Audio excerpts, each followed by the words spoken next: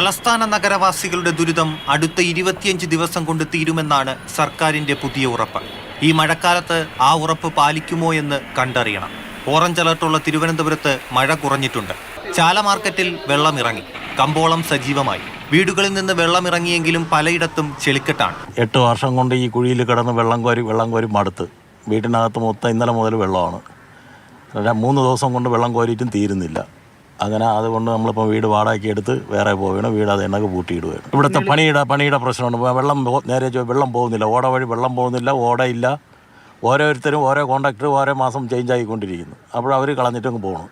ആ ഒരു പാടേ ഉള്ളൂ, വേറെ കുഴപ്പമൊന്നുമില്ല. പോത്തൻകോട് ഇടത്തറ വാർഡിൽ വീടിന്റെ ചുവരിടിഞ്ഞു വീണ് ശ്രീകല മരിച്ചു. മഴയിൽ കേടുപാട് സംഭവിച്ച വീടിന്റെ ചുവരാണ് ഇടിഞ്ഞു വീണത്. കഴക്കൂട്ടം അരശുമൂട് ഭാഗത്ത് 8 വർഷം കൊണ്ട് നീളുന്ന റോഡ് പണി കാരണം ദുരിതത്തിലാണ് ജനങ്ങൾ. ഇത് നീ കണ്ടിട്ട് മനസ്സിലാക്കുക, ഞാൻ എന്തിനു പറയണം? ഒന്ന് ആലോചിച്ച് നോക്ക്. ഇത് 8 വർഷം കൊണ്ട് തുടങ്ങിയ ഗതിയാണിത്. ഇവിടെ അങ്ങനെ പോവുള്ളൂ. ഇപ്പോഴും ഞാൻ കുറേ പയ്യനെ സംസാരിച്ചുകൊണ്ട് നിന്നത്, അമ്മ ഇങ്ങനെ പോവുള്ളൂ ഇത്. കാരണം ഇവർക്ക് സ്ഥിരമായിട്ട് വോട്ട് കിട്ടണം.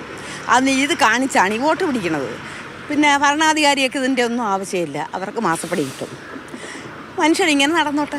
നാളെയും തലസ്ഥാനത്ത് ഓറഞ്ച് അലർട്ടാണ്. ശനിയാഴ്ച വരെ മഴ മുന്നറിയിപ്പുണ്ട്. മാതൃഭൂമി ന്യൂസ്, തിരുവനന്തപുരം.